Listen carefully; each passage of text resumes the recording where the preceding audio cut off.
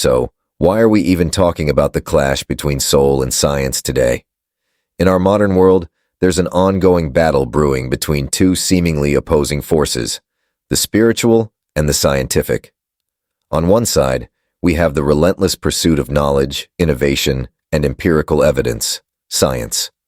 On the other, there's the deep-seated yearning for meaning, connection, and understanding of our inner selves, spirituality. Think about it. Every breakthrough in technology promises to make our lives easier, more efficient, and more connected. Yet paradoxically, many of us feel more isolated, more anxious, and more disconnected from our true selves than ever before. It's as if in our quest to master the external world, we've neglected the internal one. Here's the core issue Jung identified. This imbalance isn't just a superficial trend, it's a profound spiritual crisis. As science advances, it offers explanations for the how of existence, but it often overlooks the why. This leaves a void where our souls once found solace, purpose, and understanding. Why does this matter? Because without addressing the spiritual dimension, our scientific achievements can feel hollow. We might achieve incredible feats, but at what cost to our mental and emotional well-being? Jung warned that neglecting the soul leads to a fragmented self, where our rational mind is out of sync with our deeper, more intuitive nature. Moreover, this crisis manifests in various aspects of our lives. From mental health issues to societal conflicts, the lack of spiritual grounding creates vulnerabilities that science alone can't mend. We're living in a time where the answers to existential questions about purpose, meaning, and the nature of our existence are often left unanswered by the scientific paradigm. Jung saw this as a fundamental flaw in our approach to understanding humanity.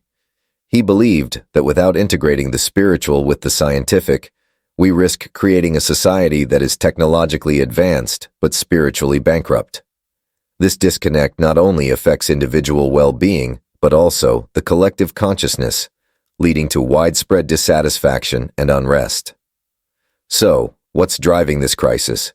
It's a combination of factors: the rapid pace of technological change, the decline of traditional spiritual practices, and the rise of materialism. These elements create an environment where the soul feels undervalued, and the pursuit of scientific progress becomes the sole focus, sidelining the essential quest for inner harmony and meaning. In essence, the core issue Jung highlights is the urgent need to bridge the gap between soul and science. To move forward, we must find a way to harmonize our scientific advancements with a deeper understanding of our spiritual selves. This isn't just a philosophical ideal. It's a necessary step to ensure holistic well-being in an increasingly complex world. To truly grasp Jung's profound stance on the modern world's spiritual crisis, we first need to understand the man behind the theories, Carl Gustav Jung. Born in Switzerland in 1875, Jung embarked on a journey that would forever alter the landscape of psychology and our understanding of the human psyche. Jung began his career closely aligned with Sigmund Freud, the father of psychoanalysis. Initially, they shared a mutual respect and a common vision for exploring the unconscious mind. However, as time progressed, Jung's ideas began to diverge significantly from Freud's. While Freud emphasized the role of sexual drives and the personal unconscious, Jung introduced a more expansive view, proposing the existence of a collective unconscious, a shared reservoir of experiences and archetypes inherited from our ancestors. This fundamental difference marked the beginning of Jung's break from Freud and the establishment of his own school of thought, analytical psychology. Jung didn't just want to explore individual psyche, but sought to understand the universal patterns that shape human behavior across cultures and epochs. But Jung's interests went beyond the confines of traditional psychology. He was deeply fascinated by spirituality, mythology, religion, and the arts. Unlike many of his contemporaries, Jung saw these areas not as separate from psychology, but as integral to understanding the human experience. He believed that the symbols and myths found in different cultures were expressions of the collective unconscious, revealing universal truths about the human condition. Jung's exploration wasn't limited to theory. He engaged in active self-exploration, through practices like dream analysis and active imagination, methods that allowed him to delve deeper into his own unconscious and uncover the archetypal patterns that influenced his thoughts and behaviors. This personal journey not only enriched his theories, but also exemplified his belief in the importance of integrating the unconscious with the conscious mind, a process he termed individuation. His contributions extend far beyond psychology. Jung's ideas have influenced literature, art, religion, and even pop culture. Concepts like the shadow, the anima and animus, and archetypes have permeated various fields, offering a framework to understand not just individual behavior, but also societal trends and cultural phenomena. Understanding Jung's background is crucial because it provides the foundation for his insights into the spiritual crisis of the modern world. His unique blend of scientific inquiry and spiritual exploration allows him to address the very essence of what it means to be human in an age dominated by technology and rationality. Jung saw the neglect of the spiritual dimension as a fundamental flaw in our pursuit of progress, a view that challenges us to reconsider how we define advancement and well-being. In essence, Carl Jung was more than a psychologist. He was a visionary who sought to bridge the gap between the tangible and the intangible, the scientific and the spiritual. His legacy invites us to explore not just the surface of our minds, but the depths of our souls, urging us to find harmony between our intellectual pursuits and our spiritual needs. To truly understand Carl Jung's stance on the modern world's spiritual crisis, we need to delve into his profound understanding of the human psyche and its intrinsic connection to spirituality. For Jung, the psyche wasn't just a collection of thoughts and memories. It was a living, breathing entity that encompassed both the rational and the mystical aspects of our existence. At the heart of Jung's theory is the concept of individuation, a lifelong process of self-discovery and personal growth where one integrates the conscious and unconscious parts of the mind. This journey towards self-realization isn't just about understanding our thoughts and emotions. It's about connecting with something deeper, something that Jung identified as the soul. Jung believed that spirituality is not separate from psychology, but an essential component of it. He saw the soul as the guiding force that provides meaning and purpose to our lives, acting as a bridge between the inner world of the psyche and the outer world of reality. This spiritual dimension, according to Jung, is crucial for achieving psychological balance and fulfillment. But how does this tie into the modern spiritual crisis? In an age dominated by scientific rationality and technological advancement, the spiritual aspect of our existence is often sidelined or dismissed as unscientific. Jung argued that this neglect leads to a fragmented self, where our intellectual pursuits overshadow our need for meaning and connection. Jung didn't see science and spirituality as mutually exclusive. Instead, he envisioned a harmonious relationship between the two, where scientific understanding could coexist with spiritual wisdom. He posited that while science explains the how of existence, spirituality addresses the why. This dual approach, Jung believed, is essential for holistic well-being. Furthermore, Jung introduced the idea of the collective unconscious, a shared layer of the unconscious mind that contains universal archetypes and symbols. These archetypes are the building blocks of our spiritual experiences, appearing in myths, religions, and cultural narratives across the globe. They represent fundamental human experiences and emotions, providing a common language for our spiritual quests. For Jung, engaging with these archetypes was a way to reconnect with the spiritual essence that modern society often overlooks. Whether through dreams, art, or religious practices, these universal symbols help us tap into the deeper currents of the soul, offering insights and guidance that pure rationality cannot provide. But there's a caveat. Jung warned that ignoring the spiritual dimension can lead to psychological imbalance and societal discontent. Without acknowledging the soul's role, our pursuit of scientific progress becomes hollow, leaving a void that material achievements alone cannot fill.